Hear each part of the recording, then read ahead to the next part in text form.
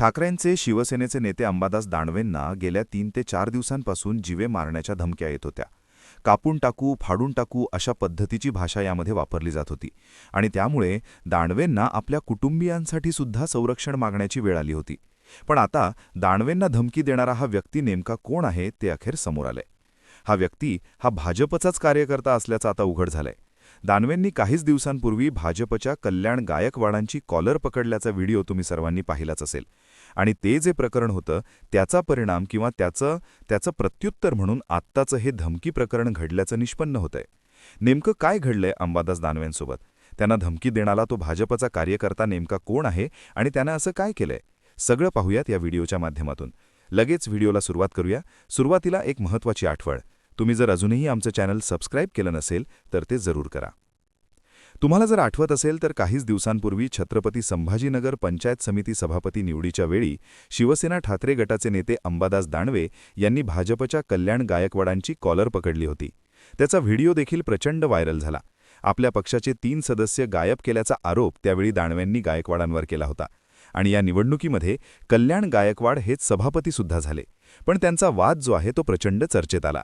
गेल्या काही दिवसांमध्ये मात्र याच वादाच्या प्रकरणानं एक वेगळं आणि आणखी गंभीर असं वळण घेतल्याचं दिसून येतंय. गेल्या 4 ते 5 दिवसांपासून अंबादास दानवेंना फोनवरून जीवे मारण्याच्या धमक्या येऊ लागल्यात. कापून टाकू, फाडून टाकू अशा पद्धतीची भाषा या धमक्यांमध्ये वापरण्यात येते आणि आपल्याला जीवे मारण्याची धमकी देण्यात येते. अशा पद्धतीची तक्रार जी आहे ती अंबादास दानवेंनी पोलिसांकडे केलेली आहे. त्यानंतर सिटी चौक पोलीस ठाण्यामध्ये या संदर्भातला गुन्हाही दाखल झालाय.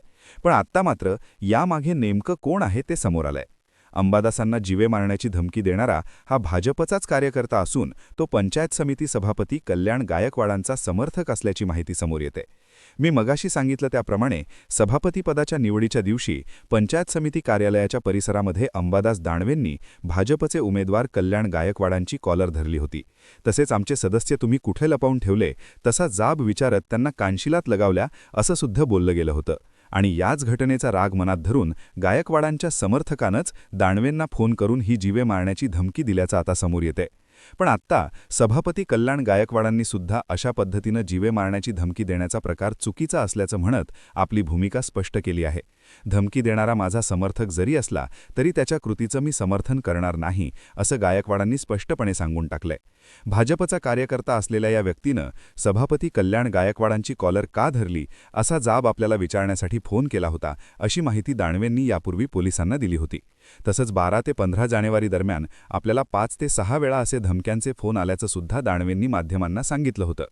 तर हा भाजपचा कार्यकर्ता असल्याचं उघड झाल्यानंतर कल्याण गायकवाडांनी या संदर्भात जी प्रतिक्रिया दिली त्यामध्ये ते असं म्हणाले की मला याविषयी काहीच माहिती नाही, परंतु जर अशा प्रकारे धमकी दिली जात असेल तर ते योग्य नाहीये आणि मी त्याचं समर्थन करत नाही. आता हे प्रकरण थोडंसं निवडण्याच्या दृष्टीनं सुद्धा एक पाऊल पुढे गेलं असं आपण म्हणू शकतो. पण या प्रकरणी पुढे काय अपडेट्स येणार किंवा त्या व्यक्तीवर भाजपच्या त्या कार्यकर्त्यावर नेमकी काय कारवाई होणार हे पाहणं निश्चितच महत्त्वाचं असणार आहे. त्यामुळे याविषयीच्या सगळ्या बातम्या आम्ही वेळोवेळी तुमच्यापर्यंत पोहोचवत राहू.